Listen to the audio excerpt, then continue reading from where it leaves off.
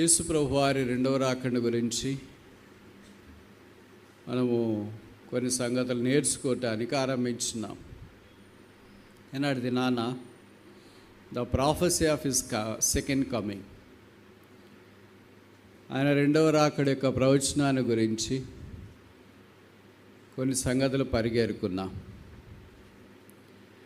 ఈ సమయంలో the preparation for his coming, ఆయన రాకడ కొరకైన సిద్ధపాటును గురించి ఒక 5 విషయాలు మనం నేర్చుకోవటానికి ప్రయత్నం చేస్తాం.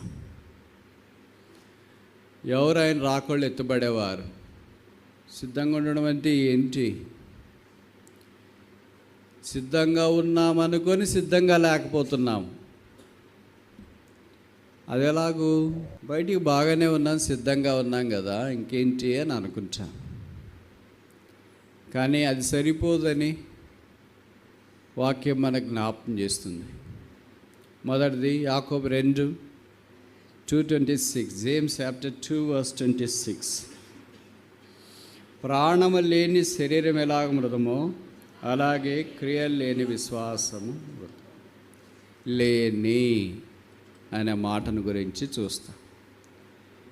మొదటిది ఏంటంటే ఫెయిత్ వితౌట్, ఇంగ్లీష్లో వర్క్స్. ఇంకొక మాటలో చెప్పాలంటే క్రియలు లేని విశ్వాసం వృథ. మన విశ్వాసాలు మంచిదే, కానీ విశ్వాసానికి తగినట్లు క్రియలు ఉండాలి కదా. బయటికి చాలా బాగున్నట్లే ఉంటాం, కానీ ఆ విశ్వాసానికి సంబంధించిన క్రియలు జీవితంలో వెల్లడి చేయబడట్లేదు. ఇంకా విశ్వాసం ఉంచని వారికి మరొక అవకాశం, యేసు ప్రభువు యందు విశ్వాసం ఉంచకపోతే ఈ రెండవ రాకడ గురించి మీకేం సంబంధం లేదు. మంచిదే కదా బ్రదర్, సంబంధం లేని టాపిక్ మాకెందుకు అనొచ్చు. అంతదాకా బాగుంది, కానీ ఆ తర్వాతే ప్రాబ్లం. సంబంధం లేదని ఈ కాలంలో వదిలేసిపోతే, ఒకవేళ ప్రభువే వస్తే ఈరోజు ఆ తర్వాత చెప్పశక్యమే కానీ మహాశ్రమలు ఉన్నాయని బైబిల్ సెలవిస్తుంది. ఒకవేళ ఆయన రాకడదాకా ఎలాగో నేను ఉండను కదా, చనిపోతాను కదా అంటే, చనిపోయినంత మాత్రం తప్పించుకుంటామని ఏం లేదు. బైబిల్లో రాయబడింది, రెండవ మరణం ఉంది, వేదనకరమైన స్థలం, అగ్ని, పాతాళం, నరకం. అగ్ని ఆరదు, పురుగు సావదు, కనుక అలాంటి కఠోరమైన స్థలం కూడా ఉంది. యేసు ప్రభు మొదటి రాకడతో సంబంధం లేని వాళ్ళకి రెండవ రాకడ సంబంధం లేదన్నారు. మళ్ళీ ఇలాగ చెప్తున్నారేంటి అని. ఇలాగ ఎందుకు చెప్తున్నామంటే, ఇంక వేరే మార్గమేం లేదు, యేసుని అంగీకరించే మార్గం. అందుకని యేసు ప్రభు వారు ఆయన మన కొరకు శిలువ మీదకి వెళ్ళాడు. ఆయన మన పాపమంతా మోసుకున్నాడు, మన కొరకు పాపముగా చేయబడ్డాడు, వ్యసనాక్రాంతుడయ్యాడు, వ్యాధిని అనుభవించిన వాడిగా చేయబడ్డాడు, స్వరూపమైనను సొగసైనను లేనివాడిగా చేయబడ్డాడు, వికారుడుగా మార్చబడ్డాడు. గుర్తించడానికి వీల్లేనంత అందవిహీనముగా ఆయన చేయబడి, రక్తము కార్చి చనిపోయి సమాధి చేయబడి తిరిగి లేపబడి మహామహుని కుడి పార్శ్వమున ఆసీనుడైనాడు. ఆ యేసు పిలుస్తున్నాడు, ప్రయాసపడి భారం మోచుకుంటున్న సమస్త జనులారా నా దగ్గరని నేను మీకు విశ్రాంతి. ఆ విశ్రాంతిలో రాకుండా ఇంకెంతకాలం దూరం వెళ్తాం? అదేంటండి, ఇక్కడికి వస్తున్నా బాగానే ఉంది, మంచిదే, యు ఆర్ వెల్కమ్.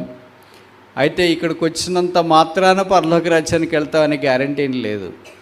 ఇలాంటి స్థలాలు ఎన్నో స్థలాలకు వెళ్ళినంత మాత్రాన వెళ్తామని గ్యారంటీ లేదు పరలోక రాజ్యానికి. మరి పరలోక రాజ్యానికి వెళ్ళే మార్గం ఏంటి? యేసుక్రీస్తు ప్రభువే ఆ మార్గం. యేసునందు విశ్వాసం ఉంచుట, యేసు శిలువ రక్తంలో కడగబడి శుద్ధీకరించబడ్డ, యేసు కొరకే జీవించాలని ఆయన్ని హృదయంలోనికి అంగీకరించుట, అదే రక్షణ, అదే మారు మనసు, అదే చెప్పశక్యము కానీ మహిమాయుక్తమైన సంతోషం అనుగ్రహించే ఆధ్యాత్మికమైన జన్మ. ఆ జన్మను అనుభవిస్తే, ఆ జన్మను అంగీకరిస్తే, ఆ జన్మను పొందినట్టయితే దేవునితో నీకు సంబంధం ఉంది, నీవు రక్షణ పొందిన వ్యక్తి, క్రొత్తగా జన్మించిన వాడు. ఈ లోకాన్ని విడిచిపెడితే పరలోక రాజ్యం నీ కొరకు సిద్ధంగా ఉంది. ప్రభువైన యేసునందు విశ్వాసం ఉంచుము, అప్పుడు నీవును నీ ఇంటి వారు రక్షణ పొందదురు. ఈ సేవింగ్ ఫెయిత్ అంటాం దీన్ని, రక్షించే విశ్వాసం. విశ్వాసం చాలా రకాలుగా ఉంది. ఇప్పుడు ఇక్కడ చెప్పబడుతున్న మాట ఏంటంటే, రక్షణ పొందినాము, కానీ ఆయన రాకడ కొరకు అవసరమైన విశ్వాసం కావాలి. ఆ విశ్వాసం క్రియల ద్వారా వెల్లడి చేయబడాలి. Faith without works is dead. బాగానే ఉన్నాం కదా, బాగానే పనులు చేస్తున్నాను, మన పనులు చేసుకుంటున్నాను లేవు. యేసును కనపరిచే విశ్వాసం. అందుకే మీకు పరిచయం అనుకుంటా, లూకా 18:7 మనుష్య కుమారుడు భూమి మీదకి వచ్చినప్పుడు ఏం కనుగొన్నా? డబ్బులు కనుగొన్నా అంటే మస్తుకున్నాయి మీ దగ్గర, బంగారం కనుగొన్నా మస్తుకున్నాయి, పేరు ప్రఖ్యాతులు కనుగొన్నా మస్తుకున్నాయి.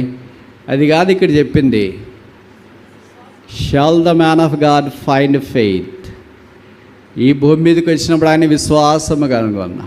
మరి విశ్వాసంతోనే ఆరంభించినారు కదా. ఇది విశ్వాసము మన దగ్గరే ఉన్నట్టుంటుంది, కానీ పరిస్థితులను బట్టి మిస్ అవుతున్నట్లుంటుంది.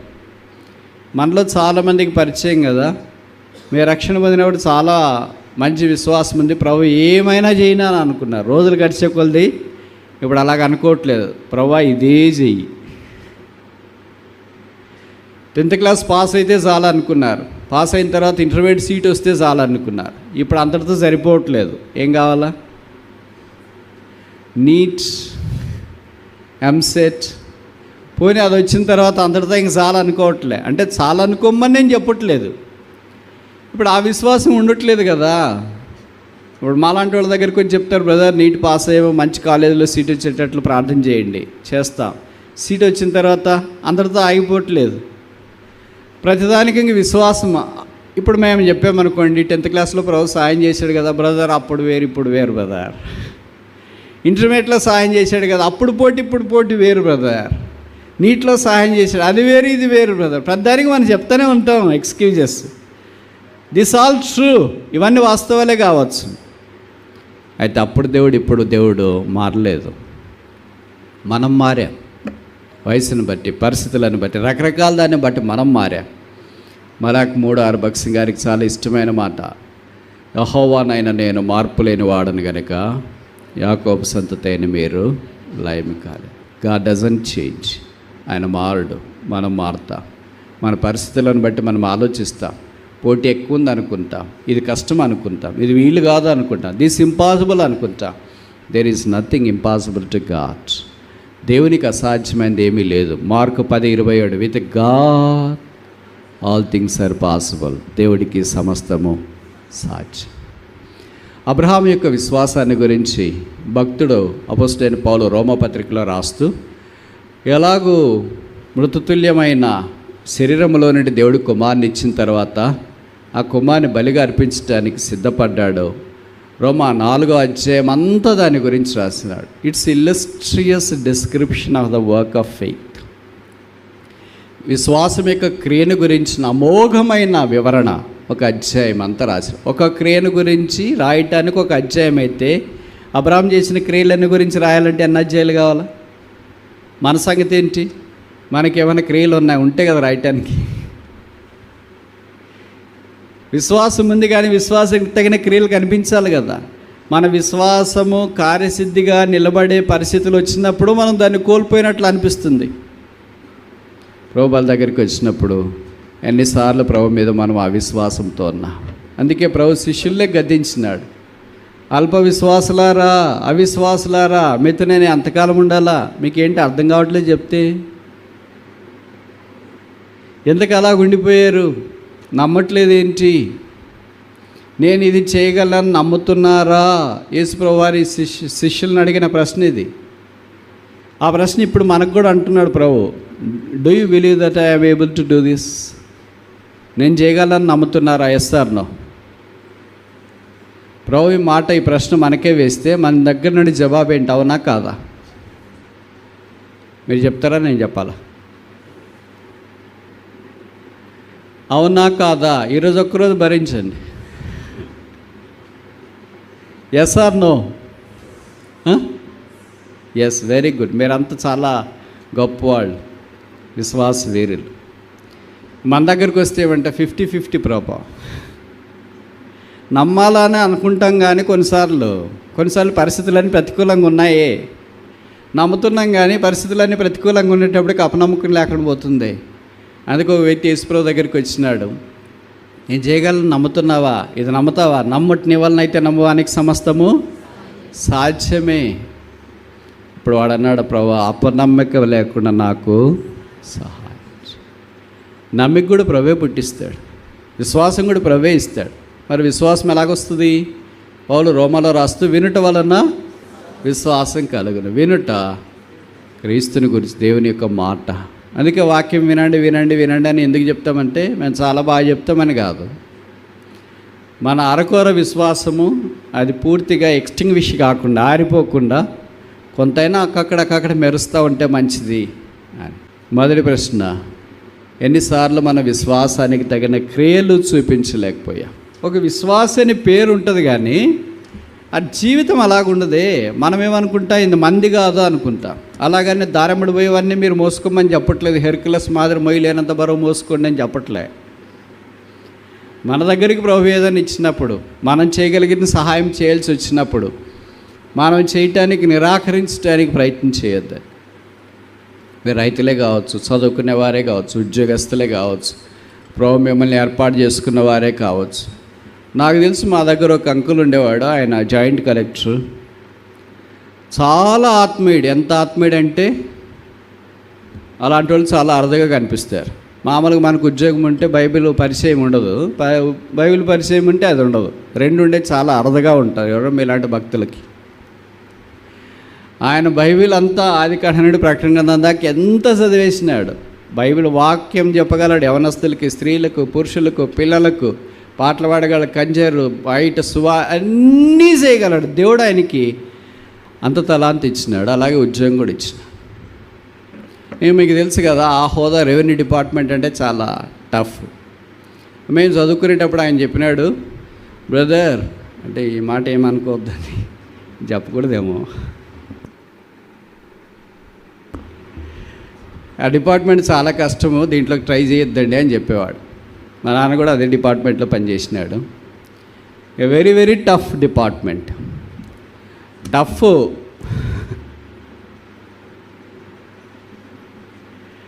కానీ ఎంతో సేవ చేశాడు. ఎటు సేవ చేసేవాడంటే, ఆయన మందిరానికి వస్తే మనమైతే చాలామంది పట్టించుకోం కదా, ఆయన సామాన్యమైన వాళ్ళకు కూడా తన పరిధిలో సహాయం చేసేవాడు. ఆయన సార్ అనిపించుకోవడానికి ఇష్టపడేవాడు కాదు. కేవలం గ్రామీణులు వస్తారు కదా, సార్ సార్ సార్ అని వస్తారు. ఆయన చర్చికి వచ్చేవాడు, మందిరానికి వస్తే మీటింగ్ అయిపోయిన తర్వాత సార్ సార్ అని వస్తారు. ఏంటంటే అదేంటి, ఆటో లోన్ కావాలా, పశువుల లోన్ కావాలా, రేషన్ కార్డు కావాలా, ఇలాగే ఏదో ఒకదానికి వస్తూనే ఉంటారు. వాళ్ళందరికీ ఆయన చెప్పేవాడు, రేపు వచ్చి ఆఫీస్లో కలవండి అని. సరే ఆఫీస్కి వెళ్ళిపోతే అర్జీలన్నీ వేరే వాళ్ళు తీసుకెళ్ళి ఆయనకి ఇయ్యరు. ఆయనే ఒక్కొక్కరిని పిలుస్తాడు లోపలికి. ఆయనే బ్రదర్ సిస్టర్ అంటాడు, కూర్చోండి అక్క ఇక్కడ. ఆయన దగ్గర వీళ్ళు ఎట కూర్చుంటారు. పోయి నిలబడితే అర్జీ చేస్తాడు. ఏంటి ఆటో కావాలన్నా, దానికి రిలేటెడ్ ఎవరన్నా పిలుస్తాడు. ఆర్డీఓలో, ఎంఆర్ఓలో, తహసీల్దార్లో ఉంటారు కదా, ఇదేదో కొద్దిగా చూడండి అని. ఇంకోళ్ళు ఎవరో లోన్ కావాలా, అలాగా వీలైనంత దాకా సహాయం చేసేవాడు. విశ్వాసులు ఏమనుకునేవారంటే ఆయన్ని చిన్న యేసుక్రీస్తు ఆయనని. ఎంత ప్రయాసపడ్డాడు ఆయన మీద. చాలా రాజకీయ ఒత్తిళ్ళు వచ్చినాయి, అన్నీ వచ్చినాయి. చేయగలిగిన సహాయం చేసినాడు. ప్రభు బలపరిచి వాడుకున్నాడు. ఆయన లేడు, ఆయన క్రియలు ఉన్నాయి. ఆయన ద్వారా మేలు పొందిన వాళ్ళు చాలామంది ఉన్నారు. దాంట్లో నేను కూడా అక్కడ. సాధారణంగా మనకి ఏదైనా చిన్న ఉద్యోగం ఇస్తే పక్కన వాళ్ళు ఎవరు కనపడరు. ఎప్పటిదాకా కనపడరంటే రిటైర్డ్ అయ్యేదాకా. రిటైర్డ్ అయిన తర్వాత కనిపిస్తారు, ఎందుకంటే గ్రౌండ్లో వాకింగ్ చేస్తుంటారు కదా. రైతులాడని, అయ్యో బ్రదర్ రండి బ్రదర్, ఎట్లున్నారు బ్రదర్, ఏమన్నా ఇప్పుడు కనిపిస్తున్నారు ఏంటంటే, అప్పుడు చాలా బిజీ కదా బ్రదర్. అప్పుడు కూడా కనిపించవచ్చుగా. ఏదైనా ఒకే కాలం ఎప్పుడు ఒకే రకంగా ఉండదు. తెలుగులో ఒక సామెత ఉంది కదా, బండ్లు ఓడలు అవుతాయి, ఓడల బండ్లు అవుతాయి, ఒక్కరోజు చాలు. మనం ఎలాగ జీవించామనేది చాలా ప్రాముఖ్యం. యేసు ప్రభువుని ఎరగని వారే కొంత ప్రయాసపడటానికి, సహాయం చేయటానికి, క్రియలు చూపించడానికి ముందుకు వస్తుంటే, యేసు ప్రభుని ఎరిగిన మనము, ప్రభు మనకిచ్చిన తలాంతులు, ఉద్యోగమైన, బాధ్యతలైనా, అది ఇంజనీర్ అయినా, డాక్టర్ అయినా, ఆఫీసర్ అయినా, తర్వాత ఇంకేంటి మీ సెక్రటరియట్లో పోస్టులు, సెక్షన్ ఆఫీసర్ అయినా, ఇంకెవరైనా ప్రభు ఇచ్చిందే ఇది. అందుకని చేతనయటానికి, సహాయం చేయటానికి మనవంతగా ఉన్నప్పుడు మీరు డబ్బులు ఇమ్మని నేను చెప్పట్లేదు, కానీ ఒక చిన్న ఫోన్ కాల్ కొన్నిసార్లు పనిచేస్తుంది, ఒక చిన్న మాట కొన్నిసార్లు పనిచేస్తుంది, ఒక చిన్న టెక్స్ట్ కొన్నిసార్లు పనిచేస్తుంది, ఒక చిన్న డైరెక్ట్ కొన్నిసార్లు పనిచేస్తుంది. అలాగ పనిచేసి సహాయం చేసేవాళ్ళు చాలామంది ఉంటారు. నాకు ఒక బ్యాంక్ ఆఫీసర్ తెలుసు, చిన్న వయసు 30 ఏళ్ళు ప్లస్ ఉంటాయి అనుకుంటా. ఎవరో ఆటో లోన్ కావాలా అని వెళ్ళారు. మీకు తెలుసు కదా ఇంక ఉద్యోగుల సంగతి, ఎంత తక్కువ చెప్తే అంత మంచిది. వాళ్ళకి అన్నీ నచ్చితే ఏదైనా సహా అన్నీ చక్కగా జరిగిపోతాయి. అర్షద్ మెహతా మాదిరి, ఏరాబ్ మాదిరి అన్నీ జరిగిపోతాయి. ఏది నచ్చకపోలేదనుకో, ఏది చిన్నదైనా సరే, ఇది జిరాక్స్ కాపీ కాదు ఒరిజినల్ కావాలా అంటారు, దీంట్లో క్లారిటీ లేదు మంచిది తీసుకురావాలా అంటారు. ఇంకా ఇలాగ రోజులు వారాలు, ఒకరోజు వాళ్ళు లేవు, ఒకరోజు వీళ్ళు లేవు, తిరిగి విసుగొచ్చి ఇంకేం లోన్లే అని అనుకుంటా. అప్పుడు నాకు ఆ బ్రదర్ వచ్చి చెప్పినాడు, బ్రదర్ ఇలా పలానా బ్యాంకులో లోన్ అప్లై చేసాము కావట్లేదని. సో ఆ బ్యాంక్ మేనేజర్ నాకు తెలుసు కదా, నేను ఫోన్ చేసి ఇట్లా పలానా వాళ్ళు వస్తున్నారు బ్రదర్, కొద్దిగా we don't expect you to do out of the box, please remember that. నేను ఈ మాటలు చెప్తే కొంతమంది ఉద్యోగస్తులు ఏమంటారు, brother we cannot do anything out of the box. I never encourage anybody to do things out of the box, but I want to encourage you. I want to tell you that try to do the things which are in the box. అంటే రూల్స్లోనే చేయగలిగినది చేయాలి. ప్రభుకు స్తోత్రాలు. వాళ్ళకి loan sanction అయిపోయింది, auto కొనుక్కున్నారు, అప్పులు తీర్చుకున్నారు, కుటుంబం నిలబడింది. నువ్వు చేసే చిన్న ఫోన్ కాల్ జీవితాన్ని ప్రభావితం చేస్తాయి. దేవుడు దాని కొరకే నిన్ను పెట్టుకున్నాడేమో అక్కడ. అందుకే ఎస్తేర్తో వాళ్ళ నాన్నగారు చెప్పాడు, దీన్ని బట్టి నువ్వు ఇక్కడికి వచ్చినావేమో. ఒకవేళ నువ్వు సాయం చేయలేదనుకో, అయ్యో బ్రదర్, ఎట్లా బ్రదర్, రిస్క్ బ్రదర్, కష్టం brother, okay, no matter, there are somebody there, XYZ is there, if not you XYZ is there. వాళ్ళ నాన్నగారు అదే చెప్పినాడు, అమ్మాయి నువ్వు చేస్తే చెయ్యి, నువ్వు చేయలేకపోతే ఎంత స్పష్టంగా రాశాడు ఇస్తే 4లోనంటే యూదులకు సహాయము, యూదులు క్రైస్తవులకు యేసును అంగీకరించిన వారికి, యేసు ప్రభు యొక్క పేరు పెట్టుకున్న వారికి సహాయము వేరొక దిక్కు నుండి వస్తుంది. అయితే నీ సంగతి వదులుతానని అనుకోవద్దు. డాష్. చాలామంది ప్రభువుల దగ్గరికి చేరి వచ్చినప్పుడు మన విశ్వాసానికి తగిన క్రియలు లేకపోతే, క్రియలు లేని విశ్వాసము డెడ్.